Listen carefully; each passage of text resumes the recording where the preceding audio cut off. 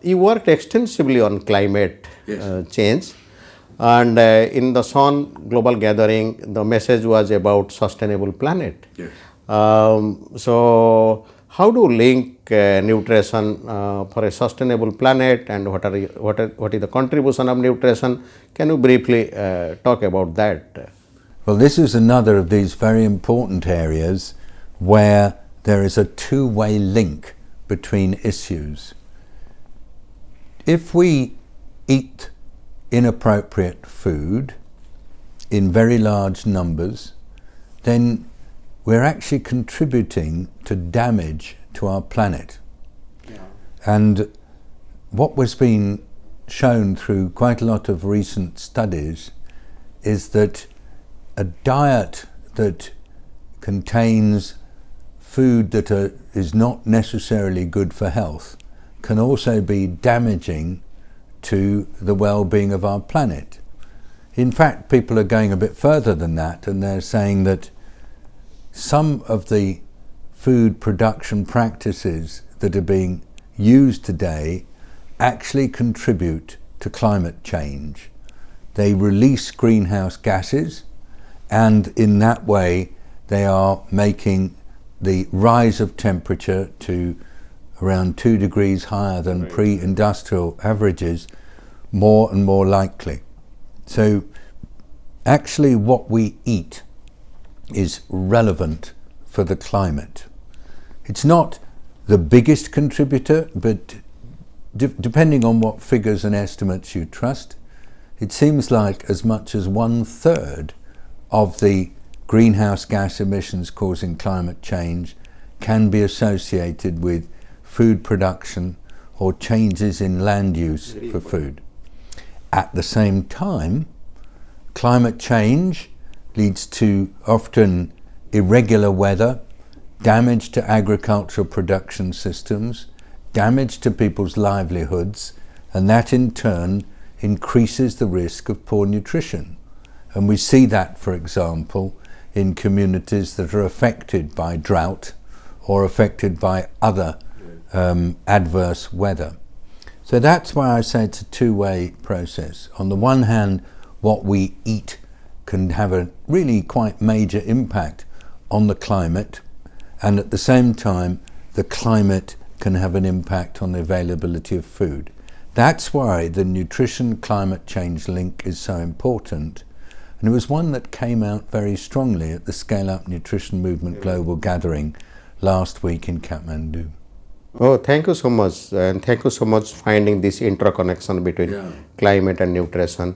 I think for sustainable point of view, this is very, very important, and sustainable planet, sustainable process, sustainability of the individual.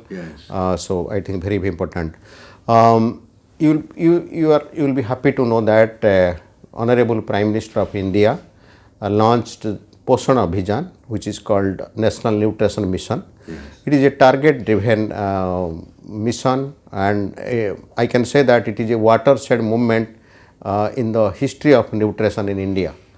And government has a plan to reduce stunting, wasting, underweight, anemia, and also has a plan to bring down the stunting to 25% by 2022. And how do you think this great mission which India has, Honorable Prime Minister has launched, and what are your messages for this? Well, thank you very much indeed for telling me, and I suspect that you had a little bit to do with laying the groundwork for this Poshan nutrition mission. I watched as some states in India developed some really amazing nutrition efforts, for example Karnataka, and I noticed that one of the ways in which they were able to get more emphasis on nutrition was through creating state level missions. So I asked, what is this all about? And I learned that a mission is a very powerful instrument that government can use to create the conditions for extra efforts to be made by different government departments working with other stakeholders to deal with tricky issues, difficult issues, in a much more effective way. And so, having seen the impact of the Karnataka nutrition mission on levels of undernutrition amongst children, particularly the condition you described, stunting, I must say that for some time I've wondered, will this be something that can be launched as a whole of India initiative? Why? Because 30% of all the undernourished children in our world actually live in India. I mean, why is that? Well, it's actually because India is a huge country with such an enormous population that means that it's kind of inevitable that a lot of the world's malnourished children are in India. But I have to say one other thing about India. India is a strong country. It's a country that's emerging, middle income, G20 member, powerhouse of so many great things. It's not really right that there should be malnourished children in this great country with such a fabulous track record of doing extraordinary things.